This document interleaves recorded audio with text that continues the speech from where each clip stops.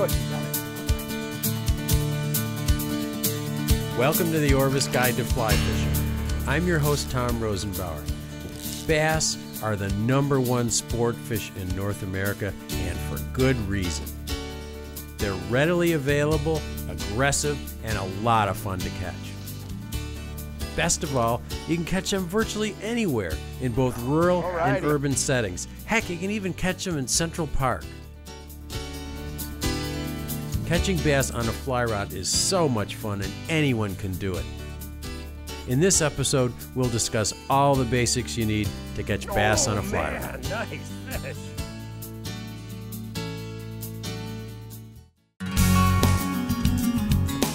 Oh, you got it. Oh, wow.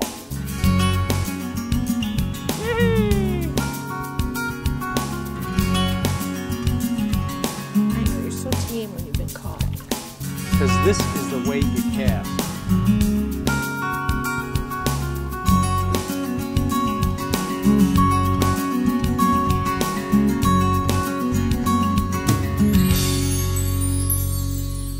This show has been brought to you by Orvis Sporting Traditions.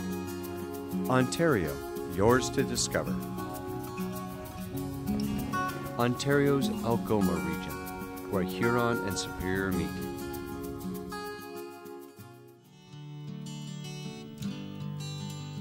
I love catching bass. They strike hard, they jump, and they're a lot of fun to catch, especially on a fly rod. I know that many of you already fish for bass using plastic worms, topwater lures, and hard baits. Well, fly fishing is similar. It's all about figuring out what the bass are feeding on. We use different types of flies to imitate these food sources for bass, then present them as naturally as possible. This can be anything from imitating a frog or a mouse on the surface to flies that replicate baitfish or even crayfish underwater. And some bass flies don't look like anything in particular, they just look good to eat. The key is to get the fly near a bass and make it look like something alive.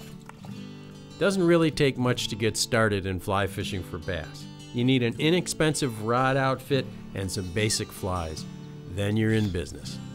Bass are often aggressive and opportunistic and will attack anything that looks alive.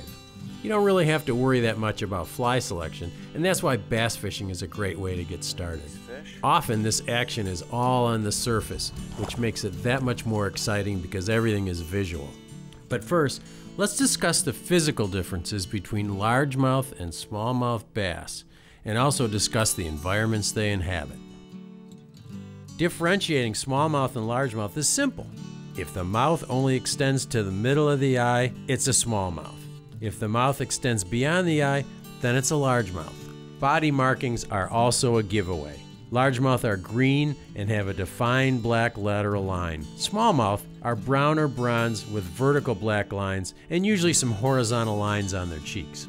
To understand the environments bass live in at different times of year, I went right to the expert, my friend Dave Phillip. Dave has spent his life studying bass professionally as a biologist and also chasing them with a fly rod. Largemouth and smallmouth bass are similar in a lot of ways, but they do have some subtle differences. In the springtime, as the water warms, they move into the shallows. One, to warm up so that they become more active, and they look for food items as well that are also trying to warm up. So minnows and frogs are along the banks in the springtime, and they're looking for those. They also are moving in to spawn. As the water temperatures warm up, they're done with spawning. Smallmouths tend to move into deeper, cooler water, more so than largemouths. Although both you could get along the shallows at dawn and at dusk, but largemouths hang out in the lily pads and the weeds and the shallows all year round, in the sticks, etc. So they also tend to go into different types of water. Largemouths like darker, weedier, warmer water. Smallmouths like cooler water, either flowing streams or in deeper water off a rocky point. So in the heat of the summer, you need to look in deep water for smallmouths, sometimes shallower water for largemouths. Back in the fall, then they'll get more active in the shallows and move in and feed heavily, getting ready for winter. So they can be off deep points, feeding on minnows, following minnows up at night into the shoreline, etc. And so it depends on the time of the day, the time of the season, which species you're looking at, but you'll still be able to catch fish.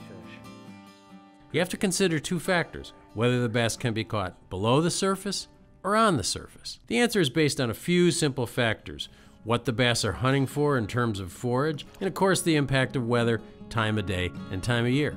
If you haven't fished for bass before, these are things you'll quickly learn. The key is we have two choices of presentations to make with a fly rod, either on top or below the surface.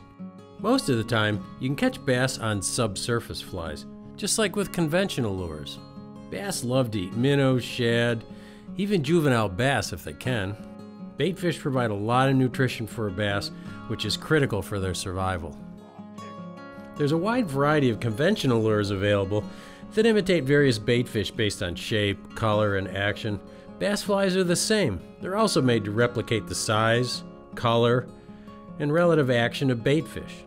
The only difference is that the flies are made from feathers, fur, and synthetics, whereas lures are usually made from plastic or wood.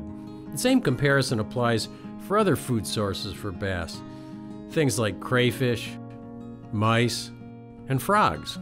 Some people tie their own flies, but you don't need to do that. You can buy already made flies from your local fly shop or online catalog store. You just need a good general selection based on the kind of bass food that's in your area. So let's discuss the equipment needed for fly fishing for bass. The best all-around rod for bass fishing for largemouth and smallmouth is probably an 8-weight. You need an 8-weight because you need a heavier line to drive some of those bigger flies, more air-resistant flies like hair bugs and big poppers and big hairy streamers. Now, if you're only fishing for smallmouths, you can use a 6 or even a 7-weight because the flies are a little bit smaller. It's not really determined by the size of the fish, it's more the size of fly you're fishing. And largemouths, bigger, more air-resistant flies, smallmouths, smaller, slimmer flies in general. For bass fishing, you don't need an expensive reel. Your reel is mainly going to be used for storing your line. You don't need an expensive drag system for bass because they seldom pull any line. The best fly line to use is a simple weight-forward taper, which will help turn over the large flies used for topwater bugs. To learn more about proper bass equipment setups, visit the Orvis website at orvis.com. So now we have some of the basics of bass fishing. Let's look at how to apply these basics to rivers, streams, and lakes. It's really easy to understand, and I know you'll have a ball doing it.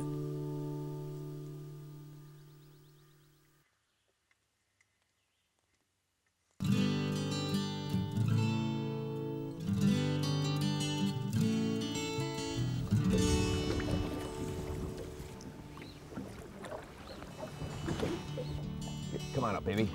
Yeah. Sometimes you have to go deep for a bass. Days like this, you've got to go deep. Virtually every large city in North America has ponds, lakes, or rivers that hold bass.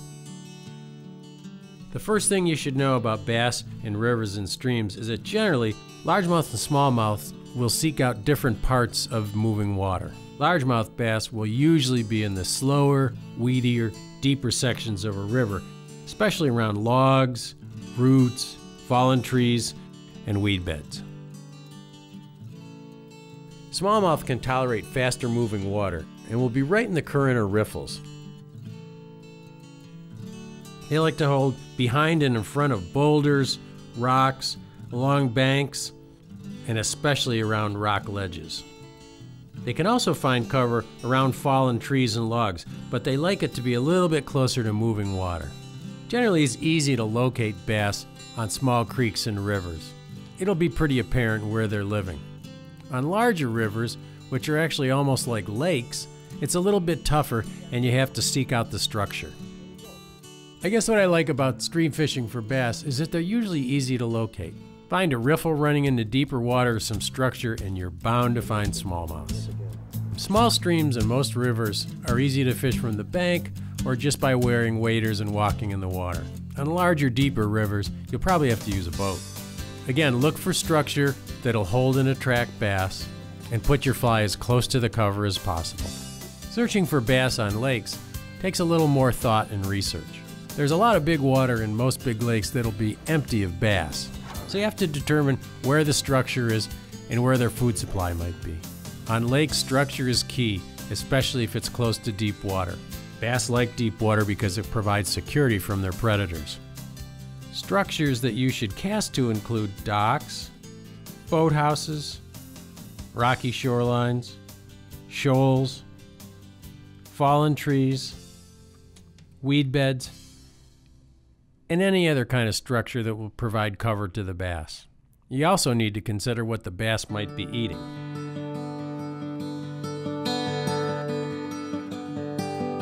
Your powers of observation can help a lot with this. When you wade into a river and notice lots of small crayfish along the bottom, it's a pretty good indicator the bass will be keyed into eating them. So a crayfish pattern will be best. Bass love crayfish. It also means that you should be casting to rocky shorelines where the crayfish are most likely to be living. If you can get it to sink straight on it. Good, he's got it. All right.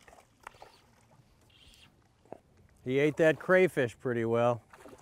They love minnows, they love leeches, they love insects, big insect larvae, but crayfish are their #1 prey. You can never go wrong fishing a sunken crayfish fly to a smallmouth. Beautiful fish. Don't have to handle him at all, and away he goes.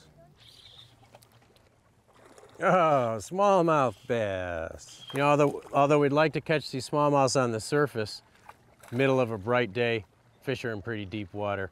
So we're fishing a crayfish fly, and you gotta be careful when you fish a crayfish fly. You wanna throw it beyond where you think the fish is, and then strip it back and let it drop, strip it back and let it drop, and watch the tip of your floating line, because that fish took it on the drop, as they usually did, and all I saw was that line dart forward, and then I did a strip strike and there was the fish. Slide out the hook, and away they go. On the other hand, if you see minnows jumping from the water, pretty good indication that they're being chased by predators like bass. If you see this, it's a good idea to switch to a streamer fly that imitates a minnow, and it should be roughly the same size and shape as the minnows you saw jumping. Cast right into where you saw the minnows jump. You might be in for a surprise.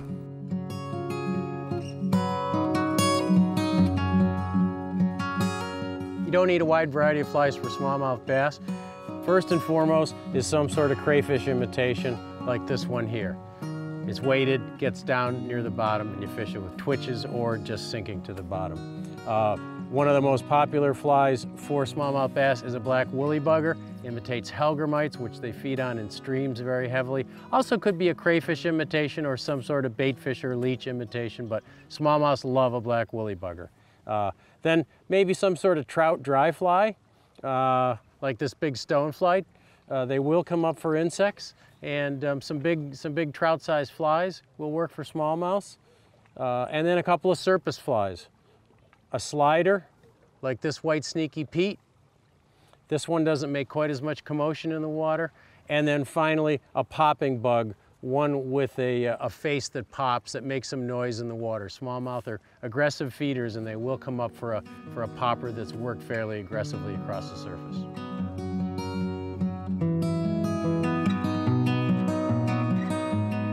Because largemouth bass are such voracious predators, they'll eat almost anything, and they got a big mouth, so they can inhale some pretty large flies. The flies you're going to use probably a little bit bigger than you use for smallmouths. Some of the popular ones are some sort of streamer. This one happens to imitate a sunfish, and sunfish are not only prime largemouth bass food, but they're also nest predators on largemouth bass, so they'll grab a sunfish when it gets near. This is a twisty tail with lead eyes. Doesn't imitate anything really. It's a lure, just like a bass lure. Traditional cork popper is one of the most fun ways to catch a largemouth, particularly mornings and evenings when they're near the surface and in shallow water. Then they eat a lot of frogs. This happens to be a deer hair frog. Great fly for largemouths, fun to fish. And then finally, who could go largemouth fishing without a mouse imitation? They eat lots of mice and small rodents. So now we understand more about rivers, streams, and lakes, and where bass will live in them. We've also discussed using our powers of observation to detect what the bass may be eating. Now, in the next segment, we'll discuss casts and retrieves to tie it all together.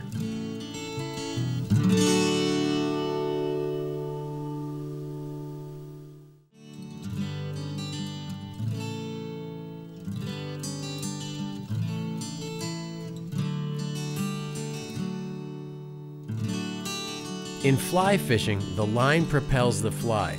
In spin fishing, casting the lure propels the line to the target. It's important to understand you don't need to make long casts to catch a bass on a fly. Simple casts of 20 to 30 feet will be fine. Now let's visit my friend Pete Kutzer from the Orvis Fly Fishing Schools for some tips on casting big bass bugs in the wind. Hi, I'm Pete Kutzer from the Orvis Fly Fishing Schools. Today we're going to talk about tips on how to cast in windy conditions. Wind can be a little bit intimidating for some folks. Trying to cast that fly in those windy conditions can be a little bit difficult. However, there are some things we can do to help deal with that wind. A wind coming at you, a wind coming at your non-casting shoulder, a wind coming at your casting shoulder or behind you. There are different casts we can do for each one of these situations. Let's start off with a wind coming directly at you. A wind coming straight at you is not the worst wind to deal with.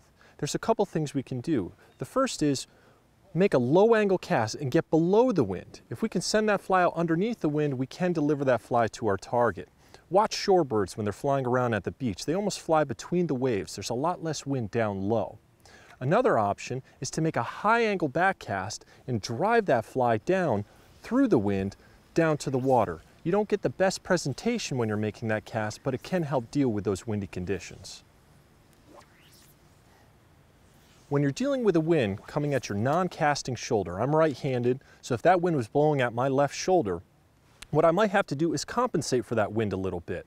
I can send that fly a little bit more to the left of that target and hopefully that wind will blow it on track, or just like with that wind coming at me, I can cast below the wind, making that low angle cast and getting that fly out to target.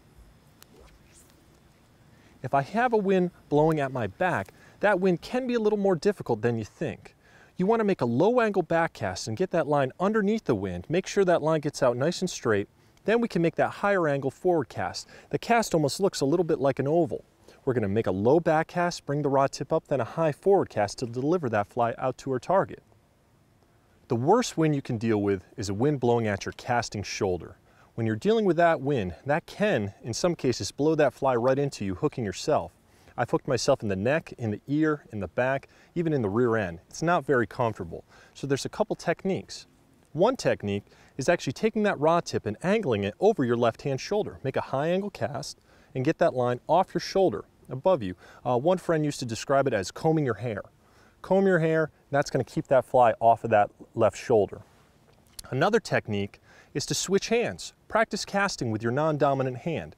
I practice all the time and it really does help in those windy conditions. But perhaps the easiest technique to deal with those windy conditions at your casting shoulder is to simply turn your back to the wind and make a back cast delivering that fly to the fish. That's going to keep that fly well away from you, keep you nice and safe, and help you catch more fish. To learn more casting techniques, visit the Orvis Learning Center for more information and videos. Okay, so now we've learned some casting techniques for bass. Let's discuss retrieves that help animate your flies so that they imitate food items that bass prey on.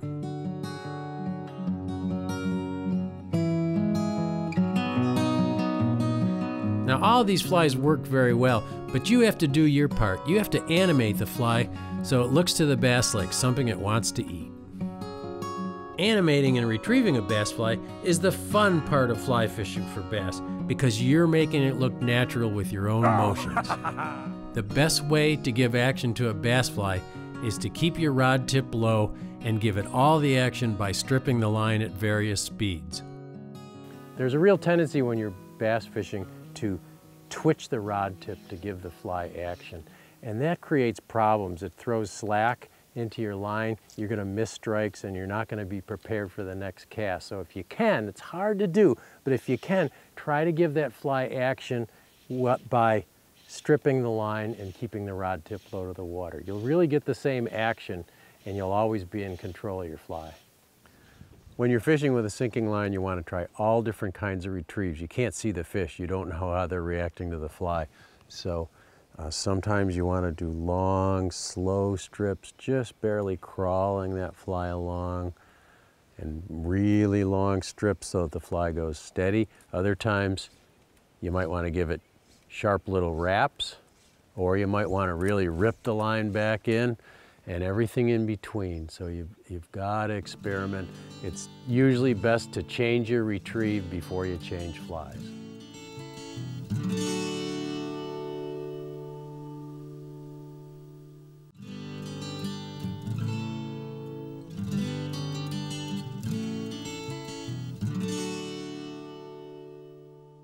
Just like catching bass with conventional tackle, when using a fly rod for bass, you have to understand these fish, how they live, how they eat, how they survive, what they do during the day, and what they do throughout the year. But this is part of the fun of fly fishing, learning how they operate within their ecosystems. I encourage you to read everything you can about bass and watch videos to learn more about how to catch them. Catching bass on a fly rod is just a blast. They're available to almost anyone within just a few minutes' drive of home. I hope you'll try it out with a fly rod. I know you'll enjoy it.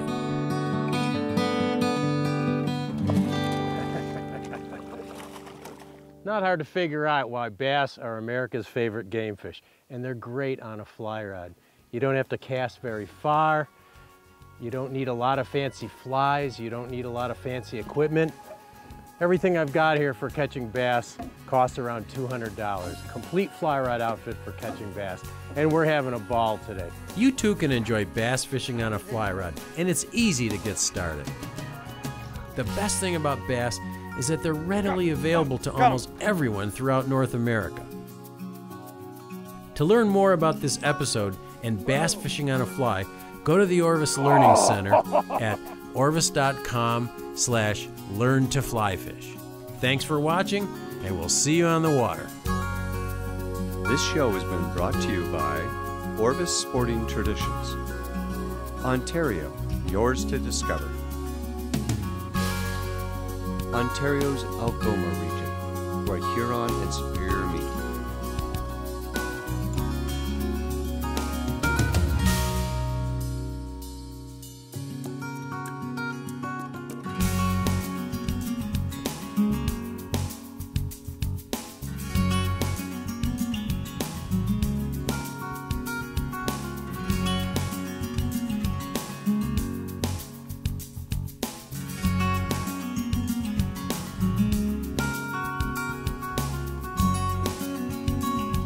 Thank you.